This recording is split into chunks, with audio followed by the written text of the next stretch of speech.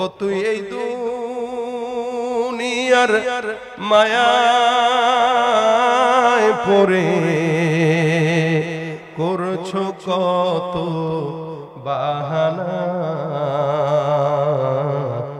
এই যে নয় তোর আসল বাড়ি, কবর যে তোর আসল ঠিকানা। ভাই বেরাদার যারাই ছিল একে একে সব হারালো, পূর্বপুরুষ যারাই ছিল একে একে সব হারালো। তুমি আমি কেউ রব না, তুমি আমি কেউ রব না, দিতে হবে রওয়ানা। এই যে নয় তোর আসল বাড়ি, কবর যে তোর আসল ঠিকানা। আর কত কাল দিবি ফাঁকি, বেশি দিন আর নাই যে বাকি। আর কত কাল দিবি ফাঁকি, বেশি দিন আর নাই যে বাকি। কবর তোমায় লইবে ডাকি, আজরাইল তো লইবে ডাকি, শুনবে না তো কারো মানা। এই যে নয় তোর আসল বাড়ি, কবর যে তোর আসল ঠিকানা। ও তুই এই দুনিয়ার মায়ায় পড়ে করছো কত বাহানা, এই যে নয় তোর আসল বাড়ি, কবর যে তোর আসল ঠিকানা। যেতে হবে, যাওয়ার আগে সামানা নিয়ে যাওয়ার চেষ্টা। এখানে যারা আছেন আল্লাহ পাক সবক দুইটা। এক নম্বর, হে মুসলমান নবীর উম্মত, এই কারণে গুনাহ যদি করাই লাগে এমন জায়গায় যায় করেন যেখানে আল্লাহ দেখে না। আছে নাকি এরকম জায়গা? জমিনের নিচে ঢুকলেও সেখানে আল্লাহ আছে, আসমানে উঠবেন সেখানেও আল্লাহ আছে, পানির নিচে ডুববেন সেখানেও আল্লাহ। বান্দা যেখানেই যায় আল্লাহ বলেন যেখানেই যাও না কেন সব জায়গায় আমি আল্লাহ আছি। সুতরাং কোন জায়গায় গুনাহ করো না, অথবা এমন জায়গায় যায় গুনাহ করেন যেখানে আল্লাহর ফেরেশতা আপনার আমলনামা লিখতে পারে না। কিন্তু এটাও কোনোদিন সম্ভব নয়। আল্লাহ বলেন ওয়া ইন্না আলাইকুম লাহাফিজিনা কিরামান কাতিবিন ইয়ালামুনা মা তাফআলুন। সব বান্দাদেরকে আল্লাহ পাকের ফেরেশতারা সংরক্ষণ করে রেখেছেন। ইয ইয়াতালাক্কাল মুতালাক্কিয়ানি আনিল ইয়ামিনি ওয়া আনিশ শিমালি কাঈদ, ডান বাম পাশে বসা। মা ইয়ালফিজু মিন কাওলিন ইল্লা লাদাইহি রাকীবুন আতীদ, জবান দিয়া যা বলে ফেরেশতারা লেখে। কাউরে গালি দিলেও লেখে কি লেখে না, মিথ্যা বললেও লেখে কি লেখে না। এই জন্য কোন জায়গায় যায় গুনাহ করবে সব গুনাহ লেখে। এরপরে বান্দা এমন জায়গায় যায় গুনাহ করেন যেখানে আল্লাহর ফেরেশতা আজরাইল আপনার জান কবজ করার জন্য যেতে পারে না। বলে জমিনের মধ্যে এমন কোন জায়গা নাই যেখানে আজরাইল ঢুকতে পারে না। যার কারণেই তো বিমানের মধ্যে এক বিন্দু পরিমাণে ফুটা না থাকার পরেও একটা পাইলট বিমান চালাইতে চালাইতে মারা যায়, খবর আসে। বলে এই পাইলটকে মারলো কেন? কারণ আজরাইল এমন একটা জিনিস, ইদা জা আজালুহুম লা ইস্তাখিরুনা সাআতাও ওয়া লা ইস্তাকবিরুন, আসবে তো দেরি হবে না। কোথায় থাকবেন? সীসা ঢালা প্রাচীরের মধ্যেও যদি থাকেন আল্লাহ খালি হুকুম দিবে, চলে যাবে, জান কবজ করে নিয়ে আসবে। এজন্য গুনাহ করার সময় বুজুর্গ বলেন ঘরের ভিতরে আল্লাহ দেখতেছে এই কথা লিখে রাখবা। যখন গুনাহ করতে মন চাবে তাকায় দেখবা আল্লাহ দেখে। খারাপ কাজ করতে মন চায়, তাকায় দেখবে আল্লাহ দেখে। হার হালতে সব জায়গায় দেখেন কে? এ মুসলমান নবীর উম্মত, তাকওয়া এমন একটা জিনিস বান্দাকে আমলদার বানায়, আল্লাহওয়ালা বানায় নেয়। এই জন্য জমিনের মধ্যে আপনি আমি হাজারো অন্যায় করি, হাজারো অপরাধ করি, হাজারো গুনাহের কাজ করি। সমাজের ভিতরে যদি প্রত্যেকটা ইমানদার বান্দার অন্তরের মধ্যে আল্লাহর ভয় থাকতো, ওই বান্দা আল্লাহর কসম কোনদিন এক বিন্দু পা গুনাহের দিকে আগানোর আগে 10 বার চিন্তা করা লাগতো। কারণ এই কাজটা আমার মালিকের পছন্দ নাকি অপছন্দ এটা আগে জানবো, তারপরে করবো, ঠিক কিনা? এই জন্য যুবকরা এখানে আছেন, মুরব্বীরা আছেন, সবার জন্য বলি, আল্লাহর রাস্তে এখন থেকে যতই চলবেন মাথার মধ্যে এই খেয়ালটা রাখবেন, আমি যেই হালতেই চলি না কেন আসমানের মালিক আমারে দেখে, আমি যেখানেই যাই না কেন আল্লাহ পাক আমাকে দেখে। এই যুবক ভাইয়েরা, বিশেষ করে যুবকরা সমাজের মধ্যে গুনাহে জর্জরিত বেশি। অধিকাংশ যুবক বেকার, যার কারণে রাত 12টা-1টা পর্যন্ত ফেসবুকের মেসেঞ্জারে অন্যদের সঙ্গে চ্যাটিং করে, ইউটিউবের মধ্যে খারাপ খারাপ নগ্ন নগ্ন ভিডিও দেখে। এ মুসলমান হোয়াটসঅ্যাপ ইমোর মধ্যে অন্যান্য মেয়েদের সঙ্গে ভিডিও কলে কথা বলে। এই বান্দা যদি জানতো আসমানের মালিক বান্দার হাতের জবান করে দিবে, বান্দার পায়ের জবান করে দিবে, যেদিন আল্লাহ পাক আমাদের আঙ্গুলের জবান করে দিবে, সেদিন আঙ্গুলটাও পর্যন্ত আপনার আমার বিরুদ্ধে সাক্ষী দিবে, ঠিক কিনা? আল্লাহ পাক বলেন, আল-ইয়াওমা নাখতিমু আলা আফওয়াহিহিম ওয়া তুকাল্লিমুনা আইদিহিম ওয়া তাশহাদু আরজুলুহুম বিমা কানু ইয়াকসিবুন। এই যেই পাওকে সেবলন দিয়া ডলেন, গোসল করান, যে হাতের মধ্যে সুন্দর করে বিশাল বড় বড় সোনো পাউডার লাগান, আল্লাহ বলবেন জবানটা বন্ধ কর, ওই হাত পার জবান খুলে দিব, ওই বান্দার বিরুদ্ধে আল্লাহর আদালতে তার হাত পা নিজেরাই সাক্ষী দিবে। এই জন্য গুনাহ করার আগে 10 বার চিন্তা করা উচিত যে আমি যেটা করতেছি এটা আমার মালিক দেখতেছে, আমি যেটা করতেছি এটা আল্লাহ পাক জানে, ওজনে কম দিচ্ছি আল্লাহ তো দেখতেছে, কাপড়ে ঠকায় দিতেছি আল্লাহ তো দেখতেছে। সরকার দিল 10 লাখ টাকা বরাদ্দ, শীতের ভিতরে কম্বল বরাদ্দ দিছে 1000, মেম্বার চিন্তা করলো, এলাকার চেয়ারম্যান চিন্তা করলো, সরকার তো দেখে না, এই দায়িত্ব দিছে আমারে, 1000-এর ভিতরে 500 বিতরণ করে 500টা নিজের ঘরে পাঠায় দেয়। বলেন তো আসমানের মালিক দেখে কি দেখে না? দেখে। এই জন্য হার হালতে হাঁটতে যান, বসতে যান, শুইতে যান, ঘুমাইতে যান, সব হালতে দেখেন কে?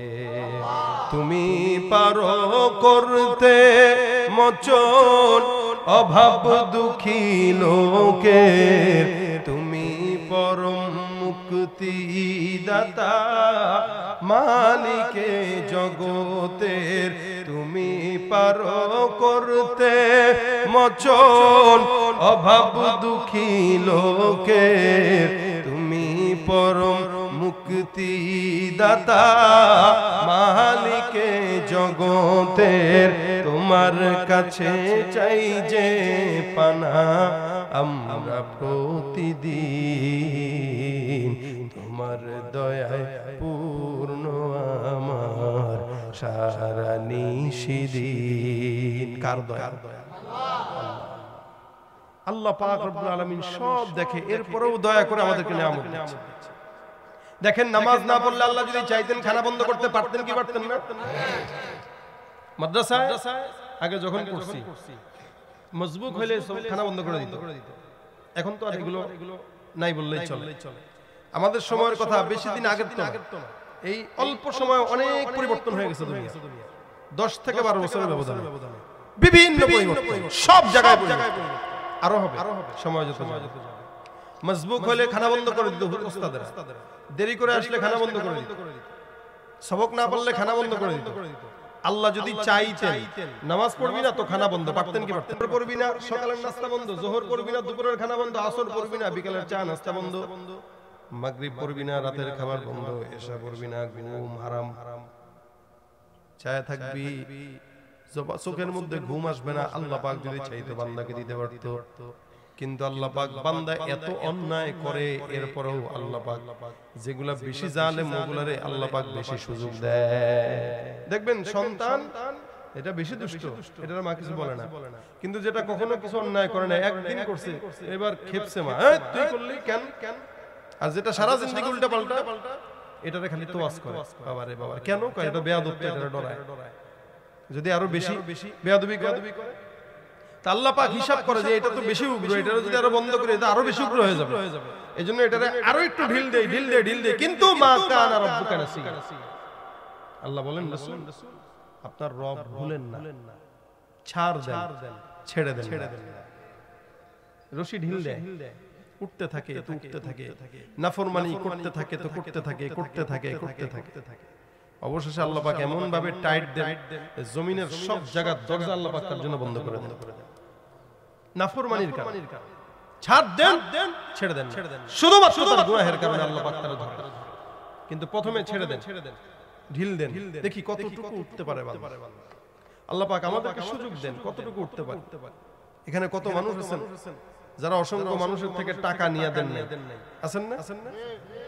লেনদেন করছেন, দেন নাই টাকা, দিব না সামনের মাসে, এত সামনের মাসে, এই সামনের মাস করে 5 বছর হয়ে গেছে টাকা দেয়, সে মনে করছে আল্লাহ ধরবে না, তাকে ধরবে না। আল্লাহ ধরার কি, এটা তো বান্দার হক, এটা বান্দা ধরবে। নামাজ পড়তেছেন না, মনে করছেন আল্লাহ দেখবে না, আল্লাহর কাছে মাফ চাই নেব না। কবে মাফ চাবেন?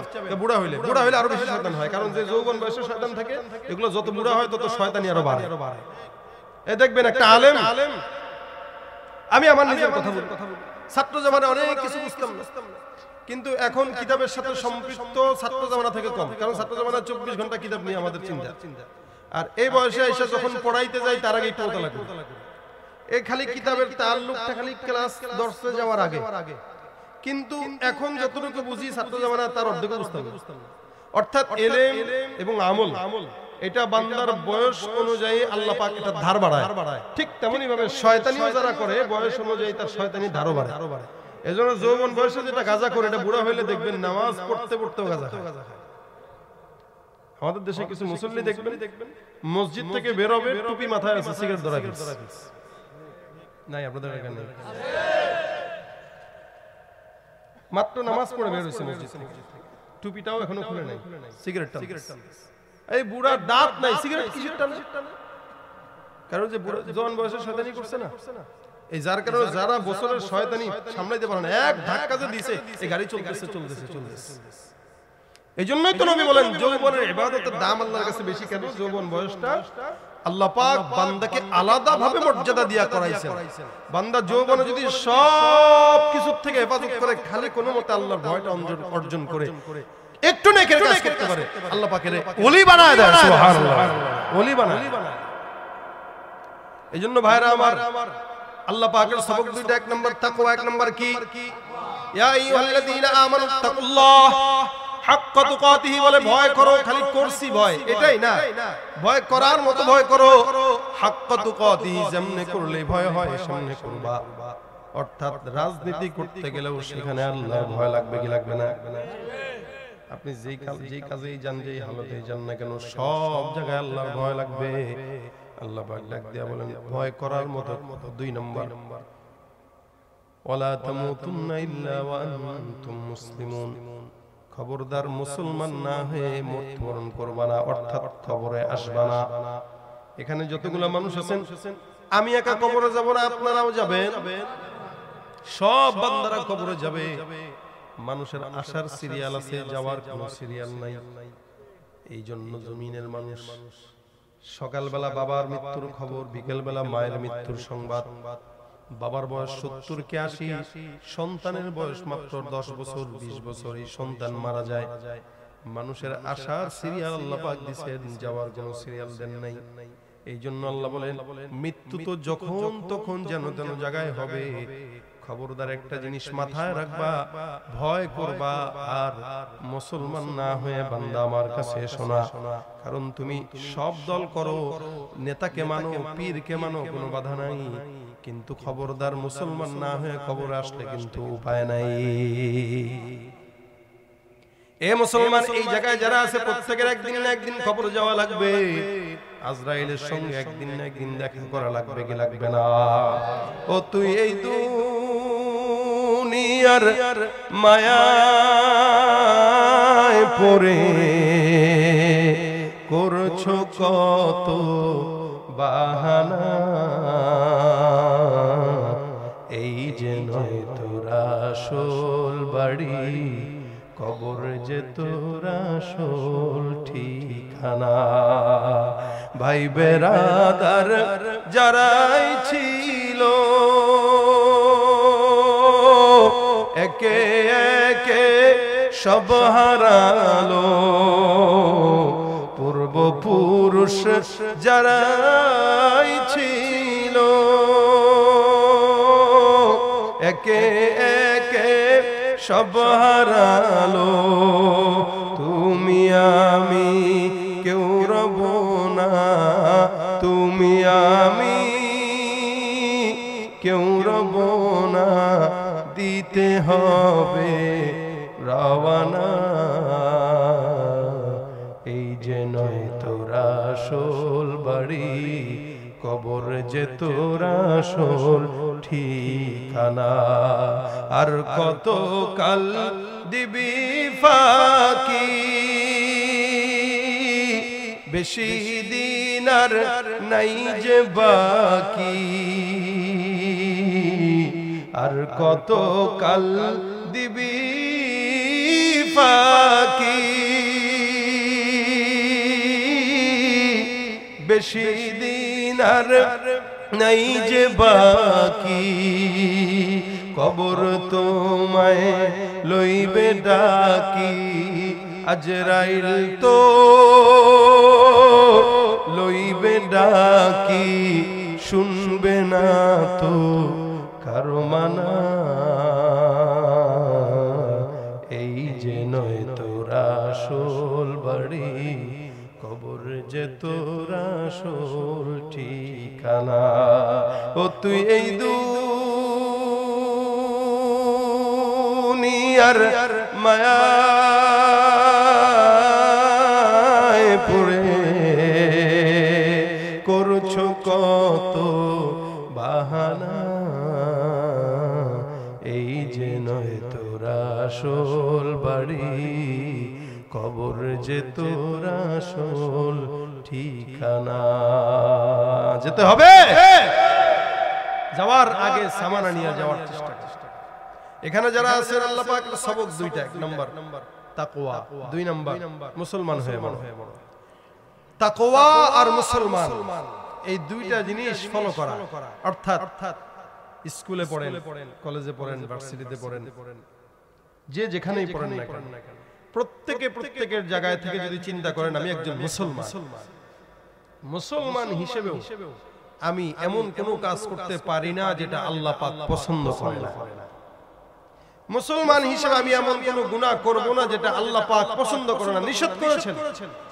সুতরাং এই চিন্তা যদি আজকের এখান থেকে কোনো বান্দা করে যায় যে আমি ব্যবসা করতেছি, ওজনে কম দিব না, ব্যবসা করতেছি কাউকে ঠকাবো না, 5 টাকার জিনিস 10 টাকা নিব না, যে যেই জায়গায় থাকেন প্রত্যেকের জায়গায় থেকে যদি এতটুকু চিন্তা করেন যে আমার আল্লাহ কিন্তু দেখতেছে, আমি যেই জিনিসটা আমার জন্য পছন্দ করব এটা অন্যের জন্যও করব, যেটা আমি আমার জন্য পছন্দ করব না এটা অন্যের জন্যও করব, এই ফিকির রেখে যদি চলতে পারেন, রাসূল সাল্লাল্লাহু আলাইহি ওয়াসাল্লাম বলেন ইত্তাকিল মাহারিম, হারাম থেকে তোমরা বাঁচো, হারামকে ভয় করো, হারাম থেকে বেঁচে আল্লাহর ভয় ঢুকিয়ে হালাল অর্জন করো, তাকুনা আবাদান নাস। সবাই তো বান্দা, কিন্তু আল্লাহর কাছে পছন্দের হতে পারে কয়? সবাই আল্লাহর পছন্দের হয় না। এইজন্য মানুষের ভিতরে যদি আল্লাহ পাকের কাছে পছন্দি অর্জন করতে চান তাহলে হারাম থেকে বেঁচে থাকেন, তাকওয়া অবলম্বন করেন। ইনশাআল্লাহ যাদের বয়স 14 বছর, 16 বছর, 20 বছর, 30 বছর, 35 বছর, এরাও আল্লাহওয়ালা হতে পারবে, কোনো সমস্যা নাই। শুধুমাত্র আল্লাহর ভয় ঢোকায় দেন, আল্লাহর ভয় রাখেন। জওয়ানদেরকে বলি 5 ওয়াক্ত নামাজ জামাতের সাথে আজকে থেকে পড়ার নিয়ত করেন ইনশাআল্লাহ। রাজি আছেন? পাশাপাশি নামাজ তো পড়বই, অন্য কোনো গুনাহ যেন আমার দ্বারা না হয়। কাউকে কষ্ট দেওয়া, গালি দেওয়া, কারো বিরুদ্ধে কথা বলা, কারো হক নষ্ট করা, একটা কাজও যেন আমার দ্বারা না হয়। আমি এতটুকু ভয় আল্লাহ পাকের আমার ভিতরে রাখবো। একজন মানুষ যদি এখান থেকে এই চিন্তা করে যে আমি আজকে থেকে আর কাউকে কষ্ট দিব না, নামাজ ছাড়বো না, কি কি কাজ করলে আল্লাহ বেজার হয় এগুলা করব না, কোনটা কোনটা করলে আল্লাহ খুশি হয় সেগুলোই করব। আমার বিশ্বাস কষ্ট করে এই রাত পর্যন্ত বসা কথাবার্তা শোনা এটা কামিয়াব অর্জন হয়ে যাবে। ঠিক কিনা জোরে?